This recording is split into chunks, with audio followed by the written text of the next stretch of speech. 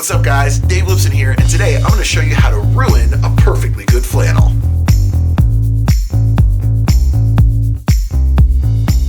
So I love flannels, I think they're really cool, but God's honest truth is I usually spend most of my time in the gym, and a lot of that time I'm working out, and Papa don't like to work out in sleeves. This flannel is going to look badass once I peel these sleeves off.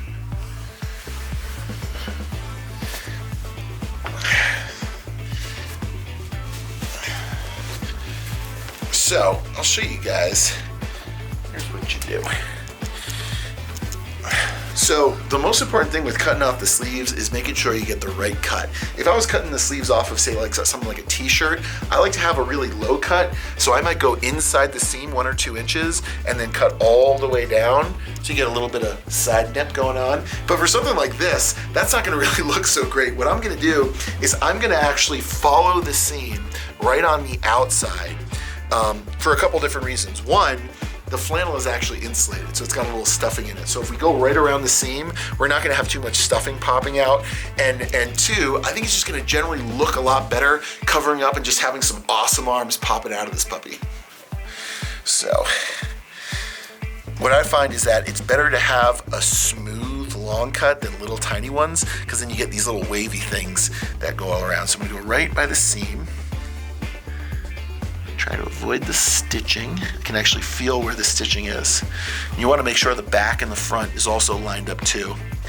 So I'm just feeling that these two are lined up together right in front of those seams.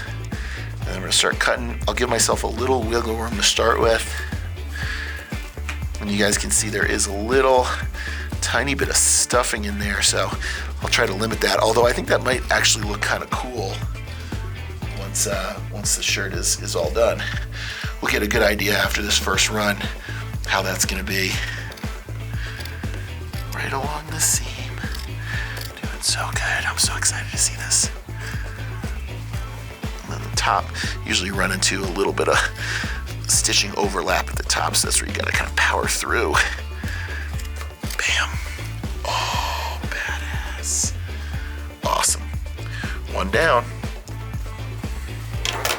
So, depending on if you're a righty or a lefty, you might have to actually flip the jacket on the other side so you can cut with the right hand as opposed to trying to go like across your body. So I just, whenever I hit the left sleeve, I just flip it so it's face down now. Again, so make sure it's lined up right. I'll lay it down. Here we go. Just make sure those seams are lined up on top of each other. And then we're going to cut them seams.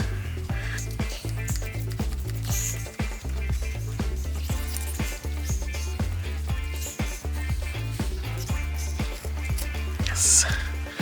Oh, I'm excited. So, the final piece is popping this guy on. So I'll just take my shirts off here. You guys ready to freak out? Watch this. Oh, what's this guy? Where did that come from?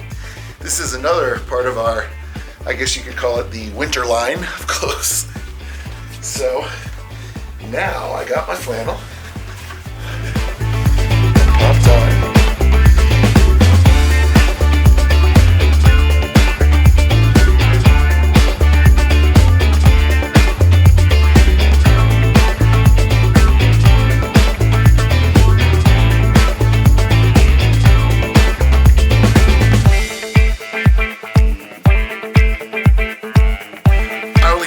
Say to you guys, kick his ass, Seabass. Cam, could you help me cut the sleeves off of my shirt? Oh, don't be a wimp. A wimp? Oh!